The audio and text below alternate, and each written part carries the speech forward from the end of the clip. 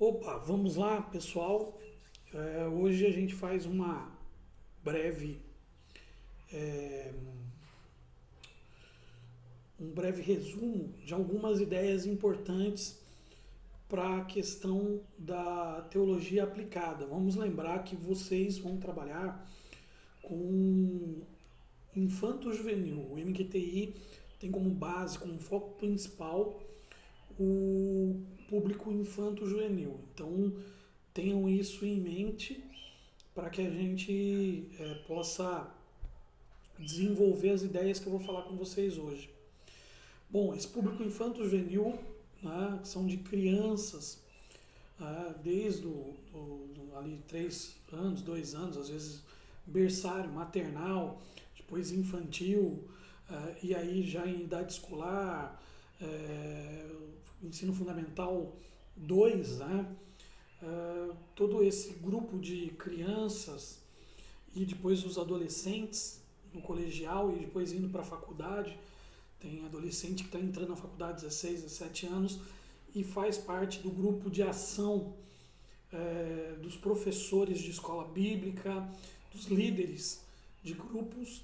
Eles vão enfrentar alguns dilemas concernentes à questão do ensino teológico, o ensino bíblico e também a questão do ensino que ele tem aprendido na escola, o ensino científico. É verdade que a gente está vivendo um tempo meio esquisito. Por milhares de anos o homem acumulou ciência, né? Desde a Grécia a gente tem um acúmulo muito grande de ciência, alguns períodos um pouco mais nebulosos, mas existe um acúmulo de ciência para transformar o homem de alguma forma, para transformar a sociedade em uma sociedade mais convicta e clara dos seus objetivos e das suas necessidades. Mas nós estamos vivendo um período diferente, um período negacionista. Depois do século XIX, o Nietzsche dizia que Deus estava morto porque a ciência tinha alcançado um volume tal de informação e ela tinha a tendência desse volume de informação ocupar um espaço na vida do homem, a fazer o homem cético. Isso até aconteceu na Europa. Dentro dessa lógica, o que a gente tem que é importante aí para a gente pensar é que na realidade se passaram praticamente mais de 150 anos, 120 anos desse período aí de efervescência filosófica, teológica e científica, onde Deus estava a ponto de ser colocado em segundo plano e na realidade nunca se viu uma busca por Deus, ainda que esse Deus tenha se relativizado, se tornado diversos deuses, né, em várias facetas, mas nunca se viu uma era tão próxima de Deus, mas ao mesmo tempo essa era próxima de Deus trouxe ao homem um período de ignorância muito grande. Nós estamos vivendo um período onde há negação da ciência, já há pelo menos há umas 2 décadas, grupos se levantam para dizer que existem algumas coisas que não são verdades na questão científica, desde a negação de que o homem foi à Lua, né, o terraplanismo, muita gente hoje no século XXI afirmando que a Terra é plana. A gente tem os governantes e muitos líderes, inclusive pastores, negando, por exemplo, a evolução de um vírus. A gente está nessa época de pandemia. Então, tudo isso daí a gente vê que, de um lado, enfraqueceu a ciência, mas, de outro lado, despertou e muito a juventude, o acesso à internet, o acesso à informação, despertou a juventude e as crianças, inclusive, a muitos assuntos. Entre eles, principalmente a sexualidade, ela aflorou muito. Nós temos algumas perguntas científicas e filosóficas que estão à tona, né? Porque Deus, se é bom, não livra o mundo do mal, ou porque Deus, que é todo poderoso, não livra o mundo do mal. Se ele é todo poderoso e não livra do mal, né, ele não é bom. E se ele é bom, mas não livra as pessoas do mal, sendo todo poderoso, ele não é bom.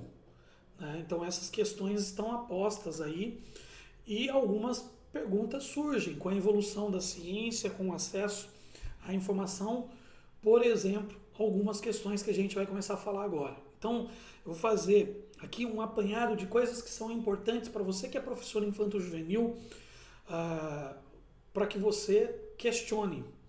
Nós temos que aprender isso. A teologia, ela não é uma resposta, né, exata. Ela é, na realidade, a pergunta certa. Então, você consegue crescer teologicamente nos estudos teológicos, nos estudos bíblicos, fazendo a pergunta certa e indo buscar as referências que são bastante importantes para a sua vida. Por isso, a gente tem que ter à disposição sempre bons materiais.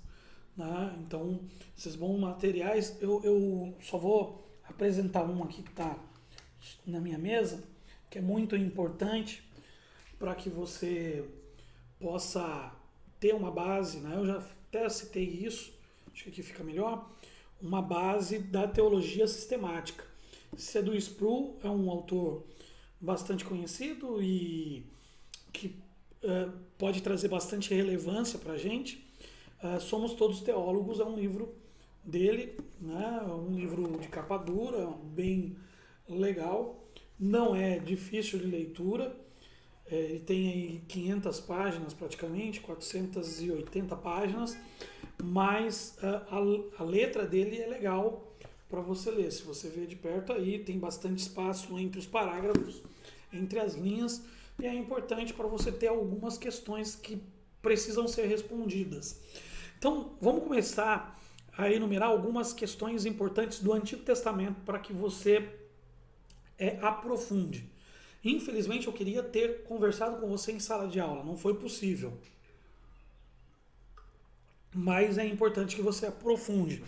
Hoje a gente tem material bom e ruim na internet, tem material que tem um caminho e tem material que tem outros caminhos. Bom, primeiro questionamento que pode surgir de uma criança. Antes de Deus, o que temos? Se Deus criou os céus e a terra, e antes de Deus? Então é a questão da eternidade de Deus. Isso é uma questão que é profunda filosofia na questão de pensamento, de ideia, mas que a gente deve tratar com a criança. Quem criou Deus? Né? Essa é uma pergunta que vai surgir. Né? Se temos a galinha é porque tivemos um ovo, mas quem botou o ovo? Então é uma questão que está dentro desse patamar de teologia aplicada. Então você vai ter que conversar e entender, fazer a criança entender que Gênesis e a Bíblia não vêm explicar Deus no sentido de existência. E quando a Bíblia toca nisso, ela toca já dizendo eu sou. Quando Moisés pergunta, mas a respeito de quem eu vou representar? Quem é que eu estou indo representar? Diga a Faraó que eu sou, te enviou. Deus é. E a pergunta não é se Deus existe, porque Deus é. Né? Nós não temos, né, essa questão dentro nem da Bíblia, nem da teologia. Deus é de eternidade a eternidade. A eternidade, ela compreende a existência de Deus sendo, existindo. Eu não gosto de falar da palavra existindo, sendo. Ele é. Eu sou o que sou e isso está posto. A outra pergunta que se coloca diante de nós, ali no início da Bíblia, principalmente nos primeiros 3, 4 capítulos de Gênesis tá bom, Deus criou o mundo, mas a ciência diz que primeiramente nós estamos passando e somos frutos de um processo evolutivo. O homem é fruto de um processo evolutivo. Isso a ciência, ela vai de alguma forma dizer isso. Né? É a teoria da evolução que tem como base principal o Darwin, Charles Darwin. Então, esse é um caminho que está posto. O caminho bíblico diz que Deus criou os céus e a terra e que Deus fez isso em 6 dias. Existe um questionamento que precisa ser colocado, porque hoje a ciência ela tem relevância em um quesito que é datação. E quando você pega a datação da Terra, você vai fazendo isso por processos científicos hoje confiáveis, você vê que ela tem milhões de anos. E aí? Foi 6 dias? Foi milhões de anos? Como que se explica isso? Então a gente tem alguns caminhos para compreender que pode ser sim, a Terra pode ter milhões de anos. Como assim, pastor? A Bíblia fala que para Deus um dia é como 1000 anos, 1000 anos como um dia. Então, Deus ele não está preocupado no texto de Gênesis 1 de fazer um relato histórico. Ele está preocupado em fazer um relato para um homem que tinha praticamente 80 anos, que possivelmente era Moisés, ou até mesmo ao povo judeu que guardou essa história. Ela deve ter sido guardada também através de tradição oral ou uma revelação a Moisés. É claro que foi uma revelação a alguém. Ninguém estava na criação a não ser Deus, Pai, Deus Filho e Deus Espírito Santo. A Trindade estava na criação. De restante, nós não temos mais ninguém na criação para relatar os fatos, sendo que o homem só foi criado pelos relatos bíblicos no final da criação. Então, para se revelar algo, é importante trazer a linguagem adequada a quem está ouvindo. É por isso que nós fazemos alguns moldes da nossa mensagem bíblica para as crianças. Porque não adianta você chegar para a criança e dizer para a criança assim, olha, o homem tem que amar. Mas o que é amar? Amar é amar como sentimento, não dá para explicar. A alegria tem que ser um fundamento na sua vida.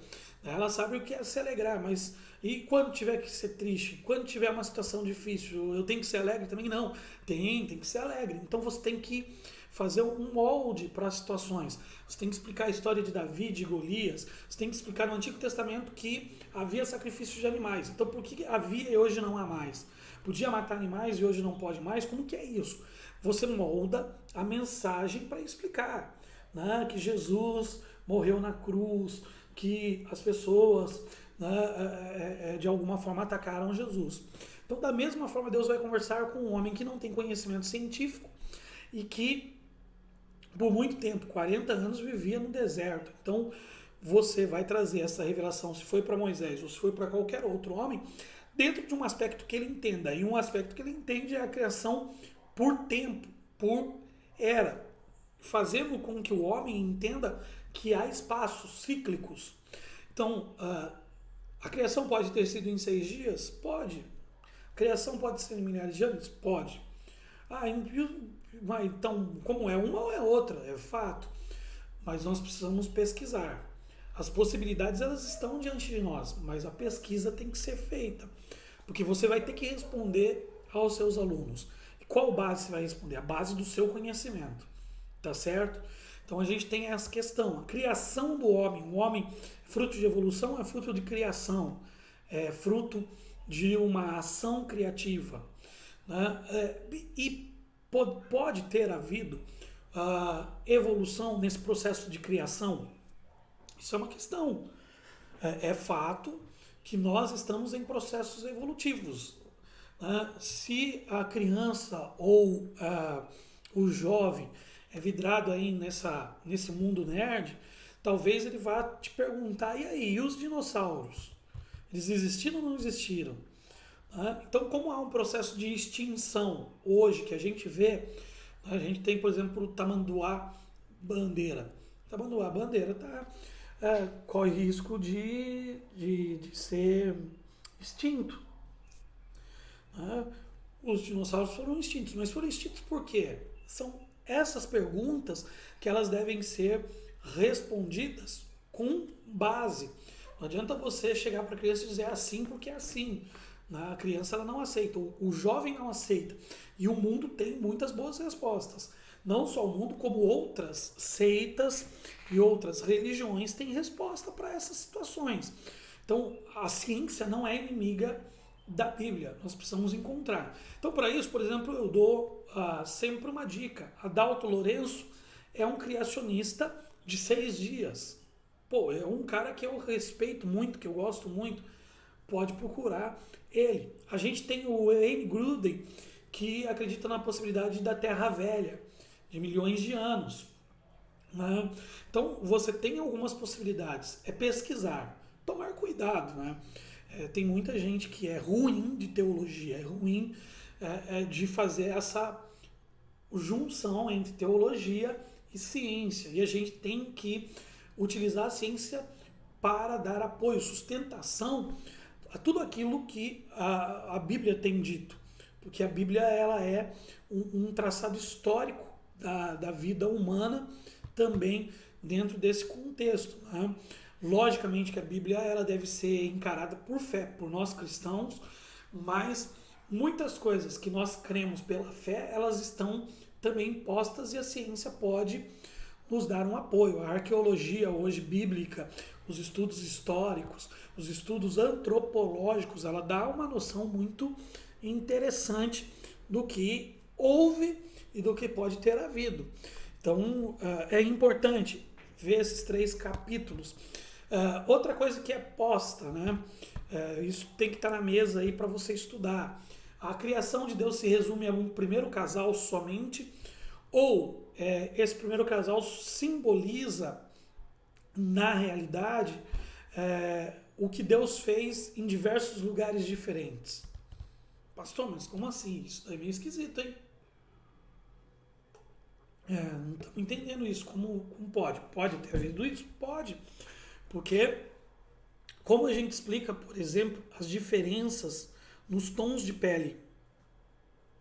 Nós temos pessoas negras, pessoas amarelas, brancas, pessoas mais morenas, pardas como eu, e assim por diante. Tem um monte de coisa que a gente tem que perguntar aí. Se a gente acredita na criação, né, e a gente não acredita nesse processo tão evolutivo assim, algumas perguntas podem ser respondidas. Né, porque são feições diferentes. A gente tem desde o olho típico japonês e oriental até os olhos mais esbugalhados africanos. Quais são essas diferenças? Então, essas questões elas têm que ser colocadas diante da mesa para a gente estudar, e a gente não pode ter preconceito de ouvir opiniões diferentes. Isso é importante. Outra questão do Gênesis que é legal a gente entender. Ainda que a criação tenha sido multiforme, múltipla, existe um ponto aí que é interessante. Porque, de novo, possivelmente em 4.000 anos antes de Cristo vir à Terra, houve um evento que é um evento de Gênesis, que está ali muito bem delineado, que é o dilúvio. O dilúvio, ele foi mundial, ele foi planetário ou ele foi local? Se ele foi planetário, voltamos a ter um problema aí. Porque é que as raças são tão diferentes em um período tão curto, de 4.000 anos, 6.000 anos para nós hoje, 4.000 anos antes de Cristo. Uma família novamente vai trazer as gerações, as árvores genealógicas de todo o planeta. Então, mais uma vez, e aí como que esses homens vão chegar em pontos tão distantes e tão separados por oceanos, por florestas, sem ter tecnologia? São coisas que estão postas diante de nós aí, tá certo? Então, o dilúvio foi local ou ele foi planetário? São perguntas que vão sendo postas porque existe uma lógica de construção. Talvez eu sou de uma geração que sentei na escola bíblica, peguei minha Bíblia e o que o professor falava eu anotava como verdade. Essa geração ela tem acesso a outros meios, outros canais, desde sala de aula, internet, amizades, que mudam as concepções. Então, importante a gente entender isso. Agora, para nós que estamos dentro de sala de aula, outro evento importantíssimo, aliás, um eixo histórico para a gente entender que é a família de Abraão sendo precursora de Israel, mas não só de Israel, como sendo precursora também da igreja. Quando Deus chama Abraão para fazer uma aliança agora, trazer para si um povo, ele não está trazendo para si só Israel, mas ele está trazendo para si um povo de sacerdotes, um grupo de sacerdotes. Isso nós vamos ter lá em 1 Pedro capítulo 2, versículo 9, né? Que é uma geração de sacerdotes, isso no Novo Testamento já. Mas quando Deus chama Abraão, Deus está fazendo só uma aliança com Abraão, com a família dele, para que surgisse Israel. Agora, Gálatas vai dizer, olha, os que creem são abençoados com o crente Abraão. Então, tem um significado, é importante fazer esse link de como Abraão é precursor tanto da questão da família israelita, como também da igreja, tá certo? Então, são pontos que vão se sobrepondo aí para que a gente tenha que estudar. Nós temos o período de 400 anos de escravidão no Antigo Testamento, entre a morte de José e a redenção de Moisés, Deus fazendo do povo, o povo ser uma nação. Então mostra aí que o povo escolhido passou por um ajuste como nação, sai com uma causa, com uma identidade e com um objetivo depois de 400 anos. A questão das leis, agora vamos para Êxodo, Levítico, que é importante a gente ter ali. A concepção do que estava sendo posto para o povo de Israel. A gente tem um monte de leis que foram determinadas para o povo de Israel. Quando Deus deu a lei para o povo de Israel, entre elas os 10 mandamentos, que eram uma base para a convivência do povo com Deus e com o seu próximo, com a sua linhagem, quando Deus deu essas leis, ele, para Israel, para proteger Israel, ele deu leis que eram leis espirituais, tá certo? Leis religiosas, que eram os cultos, as ofertas. Ele também deu para o povo de Israel as leis cíveis. Então, quando ali está determinado de que quando alguém matar uma pessoa, ela deve ser morta, mas se ela fugir para uma cidade de refúgio, ela não pode ser morta, ali está sendo colocada uma lei cível, tá? É uma lei de como esse povo vai viver. Então ali tem várias situações. Olha, quando alguém roubar um animal, ele deve restituir quadruplamente, 4 vezes mais. Tem alguns ali questões, eu não vou lembrar de cabeça os detalhes, mas são leis que são cíveis, são leis de convívio social. E aí tem também, então, um outro tipo de lei que é a lei higiênica. Quais eram as leis higiênicas? Uma delas, que a gente tem aí com facilidade para a gente entender, é a lei, por exemplo, de não se comer carne de porco, entre outras carnes. Hoje nós temos isso bem claro, de que o processo para se fazer a carne de porco, para se cozinhar a carne de porco, ele deve ser um processo bastante específico, né? Ou com fritura, muito tempo, ou com muito cozimento. Aí a gente volta lá no tempo de Israel, de como eram feitas as preparações dos alimentos. Então, você não tem fogão, você não tem forno, você não tem óleo para fazer fritura. Então, você tem um processo muito específico. E aí você tem um povo saindo de um ponto que é o Monte Sinai para ir para a terra de Canaã por um período de 40 anos. E esse povo, se ele não tivesse uma alimentação que fosse uma alimentação saudável, você corria o risco de contaminar o povo com algumas doenças, que eram doenças que poderiam levar à morte. Então, um povo comendo carne de porco de qualquer jeito, poderia ter uma diarreia, essa diarreia contaminar as outras tendas, né, as outras famílias, porque a gente lembra ali não tinha banheiro, não tinha sistema de esgoto. Então as necessidades eram feitas muito próximo do arraial, ou até mesmo do lado das tendas, com fossas, né? E hoje a gente ainda tem um tratamento fossa séptica e a gente tem um sistema. Lá na época não tinha. Então você forçar o povo a comer um alimento que depois poderia trazer prejuízo físico, prejuízo na saúde, era um problema que precisava ser resolvido. Mulheres menstruadas não podiam dormir com seus maridos. Aliás, uma semana elas ficavam em isolamento social. Já tinha isolamento social naquela época. 7 dias, uma mulher que começava a sangrar, ter sua hemorragia, ela era colocada para fora do arraial. Por quê? Porque a gente sabe que este sangue que a mulher ela acaba soltando no seu período de menstruação, ele tem contaminantes que em contato com o homem, com a própria mulher, pode trazer infecções que podem gerar inclusive morte. Isso já é estudo científico, comprovado. Mas hoje a gente tem aí todo o aparelho, né? Eu vou esquecer agora como chama, o absorvente, por exemplo, para as mulheres. Hoje a gente tem uma higiene diferente, a gente, pelo menos aqui no Brasil, toma 1, 2 vezes banho por dia. São todos esses processos que estão postos diante da gente, tá certo? Então, dito isso, é importante a gente entender, tem que tomar cuidado com a gente tá aprendendo e com aquilo que a gente vai compartilhar. Então, é outro ponto que é importante. Período de Juízes, né, que é o período cíclico de Israel. Israel tem um avivamento espiritual, tem um relaxamento espiritual.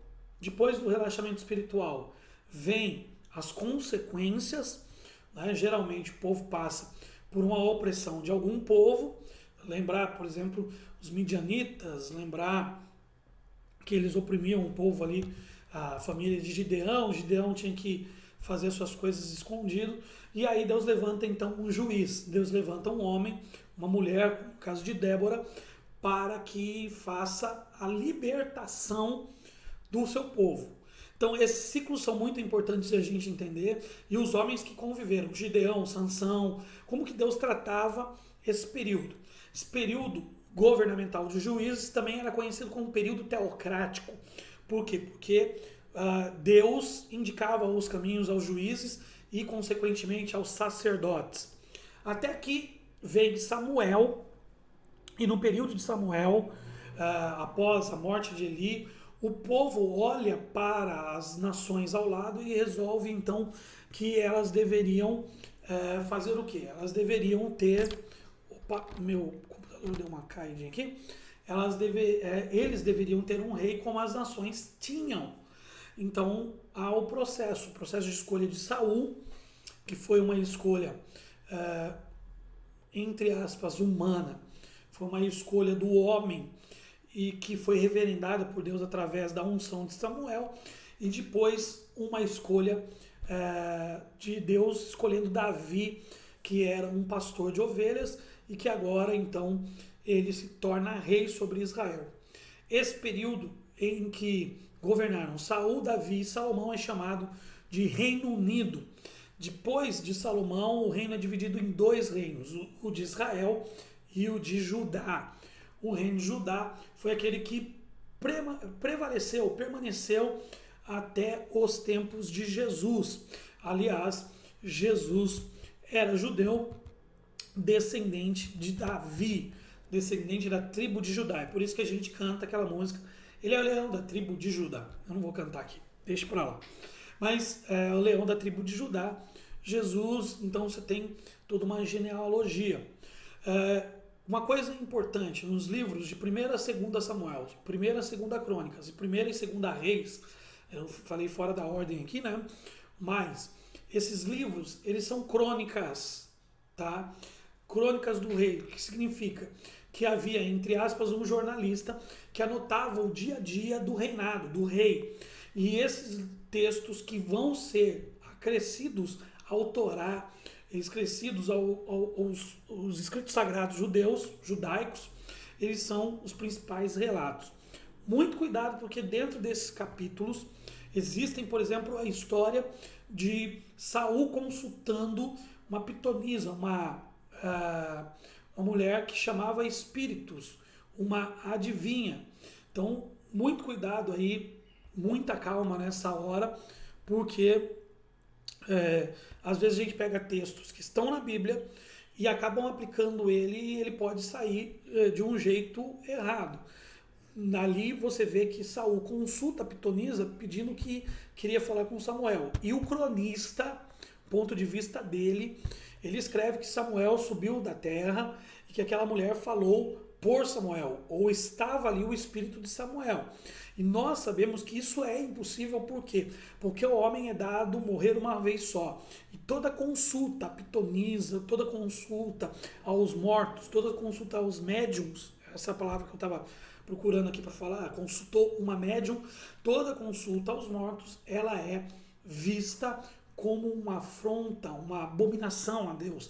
Ela não pode ser concretizada, porque os espíritos não têm acesso. Lembra da parábola de Jesus, quando ele conta sobre o rico e o Lázaro? O homem morto não pode voltar à terra. Então, é um cuidado muito grande, mas está lá. E talvez alguém leia e fale, mas espera aí, veio o espírito de Samuel? Veio, porque o cronista fala isso, mas é um cronista. Então ele está relatando os fatos, ele está relatando o que viu. Então a gente tem que tomar muito cuidado com isso, tá certo? O livro de Jó é um livro histórico-poético que tem uma questão muito importante, que é um desafio entre Deus e o diabo. Uma coisa muito específica. Não tome o texto, o livro de Jó, como uma verdade pavimentada para você criar uma doutrina dizendo que os nossos problemas e os nossos sofrimentos são frutos de um desafio. Deus está nos provando para desafiar o diabo está querendo ver a gente sendo desafiado. Não pode tomar isso. O que é importante destacar no texto é de como Jó lida primariamente com o sofrimento e como o homem está sujeito ao sofrimento, independente de suas causas, independente de consequências que sobrevenham, o homem, ele no mundo terá aflições. Isso é palavra de Jesus. Dos Salmos até o livro de Cantares de Salomão, nós temos, junto com o livro de Jó, um grupo de livros poéticos. Vamos lembrar aqui, só para você visualizar, nós temos aqui os livros poéticos: Jó, Salmos, Provérbios, Eclesiastes e Cantares. Então, guarde isso com você, porque é muito importante entender que os livros poéticos, eles têm ali uma grande dose de realidade, tá certo? Eles são frutos de experiências, sejam elas populares, o livro de Provérbios, sejam elas as experiências de um rei, Cantares e Eclesiastes, né? Um rei que passa pela vida e que no final da vida dele, ele olha para tudo que ele tinha e ele fala: vaidade de vaidade, tudo é vaidade, eu me perdi no meio do caminho.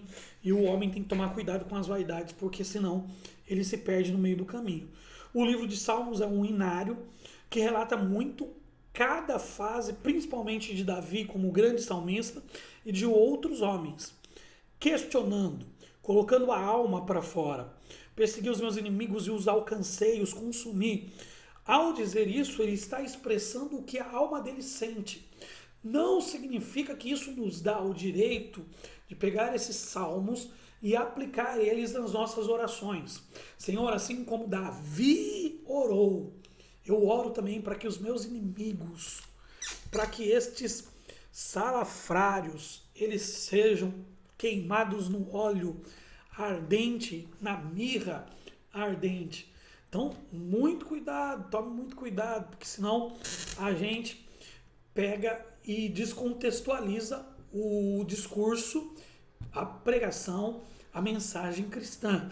São salmos que muito mais relatam uma alma aberta, um desejo aberto, né? Uma vontade, uma revelação do que Deus está fazendo e como eles glorificam a Deus no momento de suas angústias, aflições, dificuldades, né? Frustrações, enfim, nas suas alegrias, nos seus momentos de paz. Então tenham isso, ao aplicar isso para principalmente o ensino infanto-juvenil, tá certo? Os livros proféticos, o que eu quero dar de dicas sobre os livros proféticos? Lembre-se, os livros proféticos eles são escritos dentro de um contexto muito específico. Os profetas que falavam em nome de Deus, ou não falavam em nome de Deus, eles estavam sempre muito próximos das ameaças, dos perigos de serem mortos pelos reis que governavam Israel e governavam Judá. Porque sempre que havia uma profecia, ela era de confronto. Ela era de confronto à realidade do líder, do serviço religioso e do povo, da população. Então, quando você tem, né, diante de você situações desse tipo, não é simples você trazer uma mensagem. Não é fácil você trazer uma mensagem para o Donald Trump hoje. Não é fácil, eu tenho visto isso como tem sido feito um malabarismo para encaixar governos totalitários. Eu não vou falar aqui de um, mas governos totalitários dentro daquilo que é a visão bíblica. Não, olha, esse é o escolhido de Deus, mas escolhido para quê? A Bíblia, Deus usava os profetas para denunciar, primeiro, os pecados. Em segundo lugar, as injustiças sociais. E para que eles pudessem fazer isso, a linguagem profética era uma linguagem de códigos. Muito importante isso. Então, você vai oferecer uma denúncia contra um governante, você não chega para ele e diz, olha, prefeito, o senhor está fazendo isso e Deus não concorda. Deus não concorda com o que o Senhor tem feito. Deus, é muito difícil, porque naquela época, se o rei não gostasse da mensagem, ele mandava cortar a cabeça. Então, para isso, os escritos proféticos e as mensagens proféticas eram codificadas. A gente tem que aprender essa linguagem. Nem tudo é codificado, existem revelações, mas parte dos escritos são codificados. Então, a gente tem que tomar muito cuidado com essa linguagem profética. Então, a gente tem escritos em Isaías, Ezequiel, Jeremias, que são alguns escritos muito complicados. A começar, por exemplo, de Ezequiel 1, que é a base da doutrina quadrangular. Os anciãos, os seres celestiais, querubins, serafins, sei lá, o que é aquilo lá que tem rodinha no pé, 4 faces? Como assim? Então, nós precisamos, toda vez que lermos a Bíblia, isso vale para Apocalipse, nós precisamos perguntar, primeiro, quem é que está escrevendo? Segundo, em que período ele está escrevendo? Terceiro, para quem ele está escrevendo? E como ele está escrevendo? Os livros proféticos não são relatos históricos, eles estão denunciando o problema e anunciando consequências ou restaurações. O livro Lamentações de Jeremias tem muito isso. Está ali no meio, Jeremias, no meio de toda a desgraça, lamentando, como os capítulos de Lamentações mostra, fazendo uma reflexão do porquê eles estão ali, mas também apontando em Jeremias uma restauração, em Ezequiel uma restauração do povo. E nessa restauração, Isaías tem muito disso, existe também a paga, porque tudo aquilo que o homem plantar, isso ele colherá. Toda nação que plantar o mal, ela vai colher o mal. Então, você tem a paga para as nações. Então, você tem que tomar muito cuidado quando você vai emitir uma profecia contra o povo babilônico. Ah, pastor, mas são homens de Deus, o homem de Deus não teme a vida. Será? Ninguém quer morrer. E não só ninguém quer morrer, como Deus não quer que nós morramos. Nós somos feitos para viver. Então a gente tem que ter muito cuidado. Então existe a denúncia contra o pecado do rei, contra o pecado da injustiça social, contra o pecado do serviço religioso e contra o pecado dos sacerdotes. Tá certo? A denúncia de como eles precisavam restaurar. E, por exemplo, o livro de Ageu, quando se profetiza que deveriam restaurar a casa, o templo, né? Já é na época de Esdras, que a glória da segunda casa será maior que a primeira, que eles estão colocando o dinheiro em um sactel furado, tudo que eles têm feito, tudo isso é denúncia contra o povo. Malaquias é uma denúncia contra o serviço religioso, contra os sacerdotes. Né? Então a gente tem o livro de Daniel em vários aspectos confrontando o rei, mostrando para o rei, principalmente Nabucodonosor, que ele não está com essa bola toda, depois com outros reis. Então essa deve ser a base do estudo. Nós não devemos ignorar que esses livros têm códigos e que nós precisamos talvez voltar ao tempo, né? Utilizar para isso alguns comentários bíblicos, alguns livros históricos, para que a gente tenha, estou até vendo se eu não tenho algum aqui perto, para que a gente tenha uma clareza a respeito disso. Dentro desses livros proféticos existem escritos apocalípticos que não significam, porque eles são apocalípticos, que eles estão falando do fim do mundo. Mas eles podem estar falando, por exemplo, de uma questão específica de Israel, ou de uma questão específica religiosa, ou de uma questão específica de um povo. Então, nós precisamos tomar cuidado com isso também, tá certo?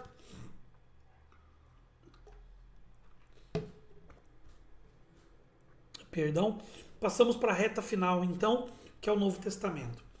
3 livros do Novo Testamento são chamados sinóticos, ou semelhantes, porque eles escrevem, relatam os mesmos fatos, tá certo? Mateus, Marcos e Lucas, eles são escritos paralelos. Lucas e Marcos não eram apóstolos, não eram discípulos de Jesus. João Marcos se converte depois, até ele é um problema em um certo momento entre Barnabé e Paulo, né, entre Silas e Paulo. Um dos dois brigam lá, eu acho que é Barnabé, que ele é parente de Barnabé, e depois ele volta a ter um trabalho junto com Paulo. Mas possivelmente João Marcos escreve os relatos do Evangelho baseado nas experiências de Pedro, Lucas nas experiências dos discípulos e Mateus na sua própria experiência. Só que é importante entender que esses evangelhos eles são convergentes, ou seja, eles têm assuntos generalizados que estão nos 3 e que são paralelos. Agora é importante entender que sempre é respeitado, né, dentro do escrito bíblico, a condição do autor e a visão de vida do autor. Por isso, nós temos diferença nos relatos que estão entre um texto e outro. Um viu de uma forma, outro viu de outra. Para um era um cego no caminho de Jericó, para outro eram 2 cegos no caminho de Jericó, para um era na entrada, para outro era na saída, para um tinha um efeito, para uma palavra ficou mais clara do que a outra. Então, por isso que há divergências nos relatos. Você pega as mesmas histórias com divergências de relatos. Diferente é o livro de João. O livro de João, a gente precisa entender quem é João. João é o discípulo amado, é aquele cara que está mais próximo de Jesus. Possivelmente ele caminhou mais perto de Jesus, ele andou mais perto de Jesus, ele foi mais amigo de Jesus. Relacionamento mais de amizade. Então, ele pôde relatar coisas que os outros discípulos não relataram, porque ele era de um círculo um pouco mais íntimo. Haviam 3 discípulos que eram mais íntimos de Jesus: Pedro, Tiago e João. Mas João parece ser aquele cara mais interessado. Era jovem, era dos apóstolos o mais jovem, então ele é o cara interessado nas minúcias e ele relata a humanidade de Jesus. O livro de João, ele fala dessa humanidade. Humanidade no sentido de tratamento, de vivência. O Jesus da festa, o Jesus que atende o homem à madrugada, o Jesus que vai conversar com a mulher samaritana. E esses relatos mais específicos só foram possíveis porque João estava muito perto de Jesus. Enquanto na mulher samaritana os outros discípulos vão à cidade para comprar alimento, João fica com Jesus. Então ele tem uma memória afetiva muito mais forte. Ele vai aos detalhes que são muito mais importantes. Ele relata esse Jesus que olha para Lázaro, né, que era amigo de Lázaro, que possivelmente podia ser aí também do círculo de convivência de João. Então é a respeito disso que a gente tem que entender que João, o Evangelho de João, ele é diferente. Ele é um pouco mais detalhado, mostra a humanidade de Jesus, mas em toda a sua glória sobrenatural. O livro de Atos é um livro histórico. Lucas passa a conviver com os discípulos, com os apóstolos, em especial, primeiramente, em Jerusalém, quando ele conhece Tiago, irmão de Jesus, não Tiago apóstolo, irmão de Jesus, e ele conhece então os primeiros fatos apostólicos, e depois, ao acompanhar Paulo, né, ao acompanhar e conviver como médico com os apóstolos, servindo as comunidades e servindo esses líderes, principalmente Pedro e Paulo, tá certo? Cartas paulinas, importante entender que ali Paulo está escrevendo, primeiramente, a gente tem que entender aquela pergunta, quem escreve? É Paulo. Para quem que ele está escrevendo? Ele está escrevendo para igrejas específicas. Ele não está preocupado em formar um amontoado de doutrina de todos os escritos dele. Ele está mais preocupado em apacentar as igrejas que ele tinha pregado. Então ele vai nos erros para corrigir. Que fica até interessante a gente entender isso, né? Por exemplo, qual deve ser o tema da mensagem domingo à noite? A mensagem, ela é uma revelação simplesmente, ou ela é um tratamento pastoral da igreja? Ela é um tratamento pastoral da igreja. Em alguns momentos é revelação, em alguns momentos é uma direção, é um aconchego de Deus, mas num grande tempo ela tem que ser um tratamento pastoral, tá certo? Então coloca isso no teu coração, esse tratamento pastoral que Paulo dá. Detalhes minuciosos são importantes. Para Coríntios, para entender, por exemplo, a ceia. Entender que a ceia não era um ritual solene onde se comia pão e vinho. A ceia ali, relatada por Paulo, é uma reunião de domingo onde os crentes se reúnem em um determinado lugar para comer juntos. E nesta celebração, nesta comunhão que eles têm na refeição, no partir do pão e nas orações, um tempo específico para recordar a morte e a ressurreição de Jesus. Através do pão e do cálice, recorda que Jesus Cristo morreu, mas que ele ressuscitou para ser primícia dos que nele creem. Então, muito importante isso aí, tá certo? A gente entender as minúcias, a questão do véu é minúcia para a igreja de Coríntios, os dons espirituais, depois os dons pastorais em Efésios, o livro de Romanos, como ele é um livro completo, chamando tanto a graça, chamando tanto a visão de serviço, chamando um pouco a realidade de quem nós somos na questão do pecado, de como a humanidade se transgride e como Deus resolve não mais julgar essa humanidade nesse período de tempo, mas deixar ela de lado e ela viver as consequências, Romanos 1, da sua própria natureza e dessa natureza que está posta. Hoje é muito interessante isso. Ciclone, vírus, gafanhoto, aquecimento global, quantas coisas que estão aí diante de nós.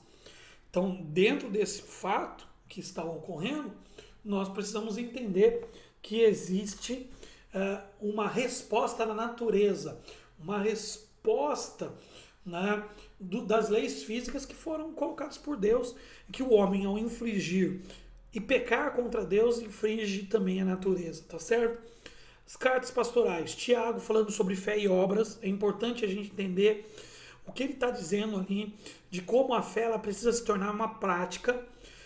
Eu disse isso em uma das minhas mensagens na igreja, de que incredulidade não é a falta de acreditar, nem é a falta de fé, é a falta da prática da fé, da prática daquilo que a gente acredita, da prática de nossas crenças de fato. Então, Tiago vai tanger um pouquinho nisso. 1 e 2 Pedro é um livro pastoral, um livro muito cuidadoso, chamando o crente para ser crente, né? E depois mostrando os caminhos. 1ª, 2ª e 3ª João. 1 João é uma declaração clara de que o amor é uma prática de vida e que o mandamento de amar uns aos outros como ele nos amou é algo muito forte que tem que ser praticado, tem que ser desenvolvido, né? E depois as outras duas cartas são cartas pastorais, são cuidados, são indicações pastorais importantes para a comunidade que ele escreve. Judas é um texto totalmente diferente das demais cartas pastorais, precisa ser entendido dentro da realidade de convivência dessa primeira geração de crentes, da igreja primitiva. Né? Se você pegar ali os textos de Judas, os versículos do único capítulo de Judas, existe muita coisa ali que nós precisamos nos aprofundar. Bom, e para terminar, o livro de Apocalipse. Lembra que eu falei dos profetas, que eles precisam escrever para códigos? O Apocalipse precisa ser entendido primeiro por quem escreveu. Possivelmente o apóstolo João, que viveu mais tempo. Só que a datação de escrita desse livro aponta de que ou ele não foi escrito por João, ou houve alguém que finalizou, alguém da comunidade de João, que finalizou ali o escrito, porque ele foi enviado possivelmente depois do ano 100. E João já estava morto ali no ano 100. Agora, vamos entender, ele está escrevendo para quem? Ele está escrevendo para 7 igrejas da Ásia. Que 7 igrejas da Ásia é essa? É as 7 igrejas da Ásia do tempo dele. Vamos lembrar, final ali dos anos, do ano 60 em diante, quando Nero persegue Jerusalém, taca fogo em Jerusalém, depois destrói o templo, aí ele briga lá em Roma e faz um monte de salseiro, o povo cristão está debaixo de perseguição. E para que se pudesse comunicar mais uma vez, há necessidade de um código. Os imperadores romanos, soldados romanos e os governadores romanos, eles eram implacáveis para que a mensagem pudesse ir adiante. O Apocalipse é escrito em códigos. Então, aqui eu dou uma dica para vocês. Você precisa sentar e se perguntar o que de fato tem a ver com a revelação dos últimos dias e o que de fato tem a ver com o período que João está vivendo, com o período que o Apocalipse está sendo escrito, com o período em que as 7 igrejas precisam se preparar, porque vem aí chumbo grosso romano contra as igrejas cristãs. Então, tome cuidado para você não pegar todos os textos e transformarem em profecias literais e aplicar isso. Aí a gente fica procurando a marca da besta, a gente fica procurando quem é o anticristo, e talvez todos esses nomes, né, e todas as situações, elas estejam relacionadas primeiramente ao povo que viveu com João, contemporâneo de João. Tá certo?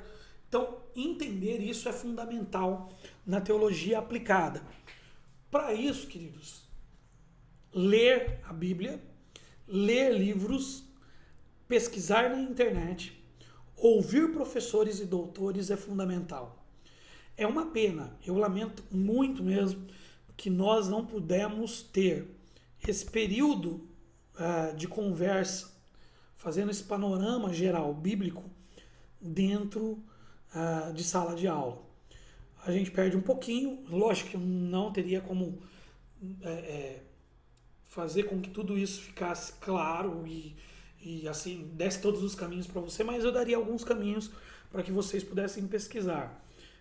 Nessa relação que é fria, né, de um vídeo gravado, com vocês assistindo, a única coisa que eu posso fazer é me dispor a vocês, me colocar à disposição de fato, dizer que durante o ano letivo eu estou aí pronto para ouvir o que vocês têm a dizer, as dúvidas, e ajudar vocês nessa caminhada bíblica.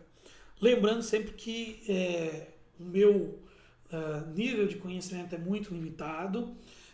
Eu procurei, dentro da minha vida cristã, desenvolver uma paixão muito grande pelos evangelhos e por algumas coisas que fazem parte do meu conhecimento acadêmico, né? Então, a questão de ser estudante de geografia e agora estudante de gestão ambiental, a criação e todos os fatos correlacionados com a criação, com o desenvolvimento do mundo em si, são coisas que eu acabo lendo, e principalmente os evangelhos e o Novo Testamento de uma forma um pouco mais restrita, e a parte de adoração, que é uma parte que sempre eu desenvolvi devido a ser músico e ministro na igreja.